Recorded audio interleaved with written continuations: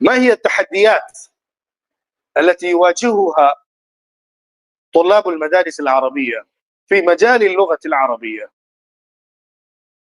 إن من أهم التحديات التي أجدها أمام طلابنا في المدارس العربية أنهم يتعلمون اللغة كمادة من المواد الدراسية، لا يتلقونها كوسيلة للتعبير عما يدور في الخاطر وللبيان عما يجول في الصدر وللمحادثة والحوار والكلام.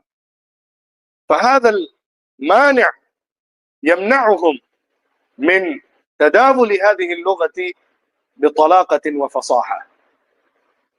فخلق البيئة وتكوين الجو المناسب اللائق المواتي لتلقي هذه اللغة محادثة، تكلما، وكتابة، وفهما، ودراسة، وتمهرا في الأدب واللغة هو خير سبيل لتغيير الواقع في مدارسنا العربية.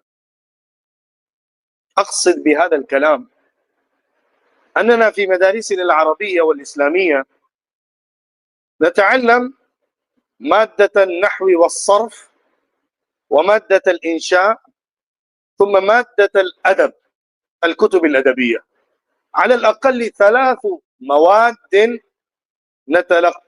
نتلقاها من الصف الأول إلى الصف الأخير، أو ببعض الاختلاف في بعض المناهج من الصف الثاني والثالث، لكن نتناول هذه المواد في صفوف متتالية متعاقبة لسنين طويلة، من القواعد واللغة والأدب والفصاحة.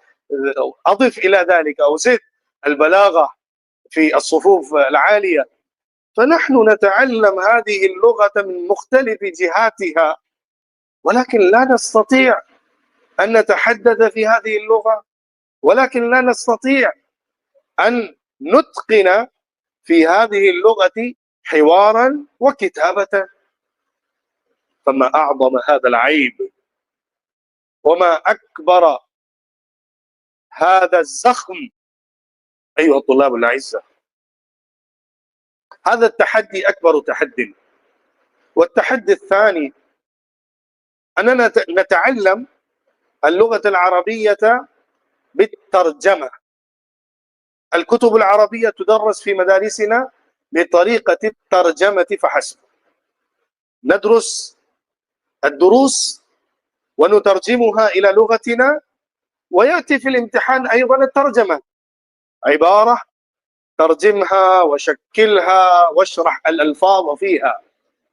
هذا هو الطريق للدراسة وللامتحان والاختبار.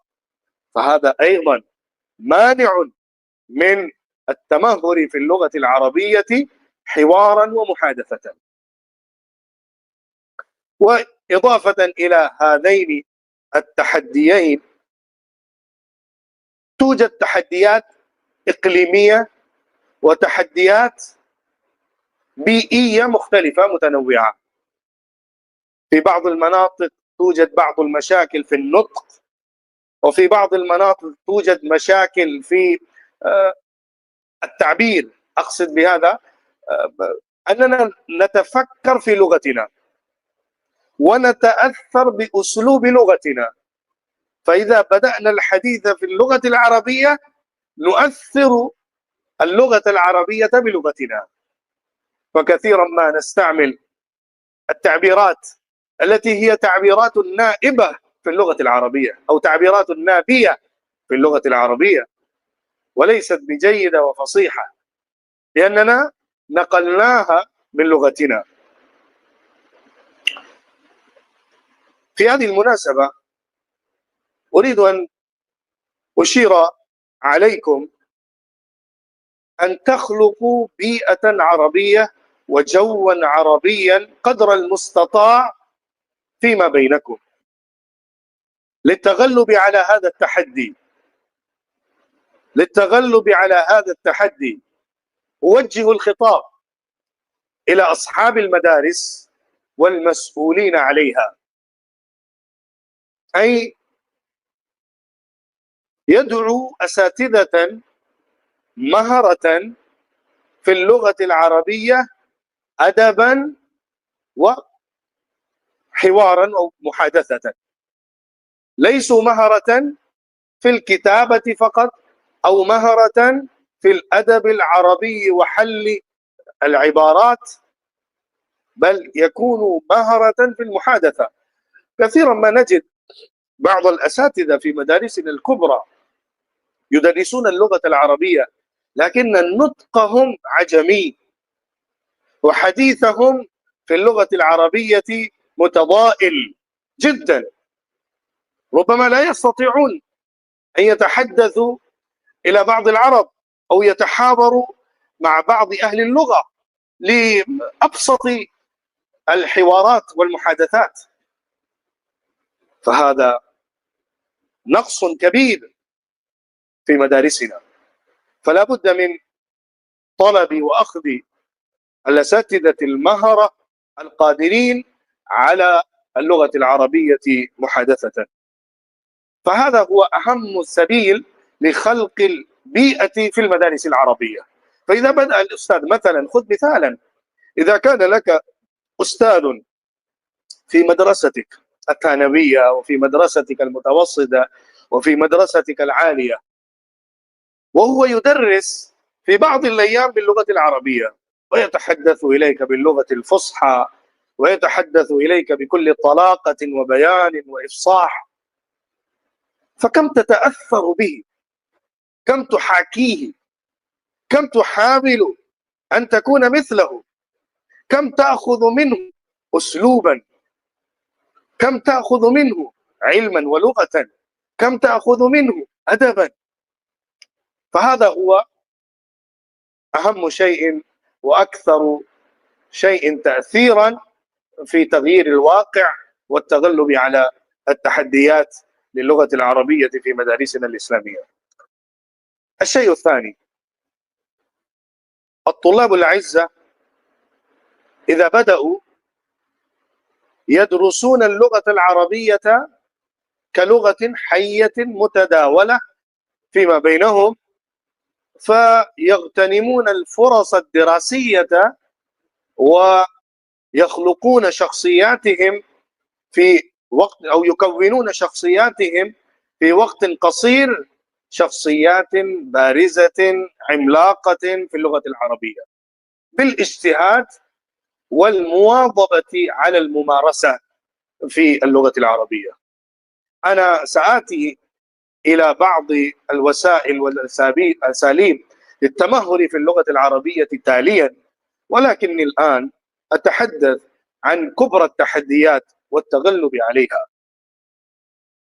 خلق البيئة في المدارس أهم واجب، لأني يقول بضرب المثال، من أراد أن يتمهر في السباحة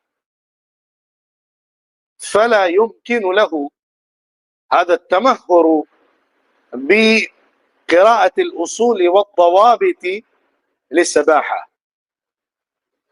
إذا ألقي في النهر أو الحوض ومرن على السباحة في هذا الحوض، وإذا بدأ يغرق يؤخذ ثم يلقى على الماء، يلقى على ظهر الماء لكي يضرب برجله ويديه على الماء ويتقدم شيئا فشيئا.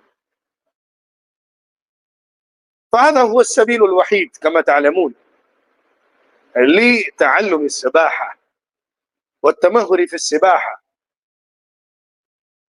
فمثله مثل اللغة، من أراد التمهر في اللغة فعليه أن يخوض في بحره ويبدأ يسبح في هذا الخضم وفي هذا البحر للغة، يتكلم، يخطئ، يكتب ويمحو، يقول ويراجع، يصحح، ثم يتلفظ. إذا بدأ يمارس شيئا فشيئا، حينا بعد حين، فيستطيع في أيام قليلة أن يصحح كبرى الأخطاء في حديثه، ويترقى شيئا فشيئا في الكمال، يترقى إلى الكمال في اللغة العربية.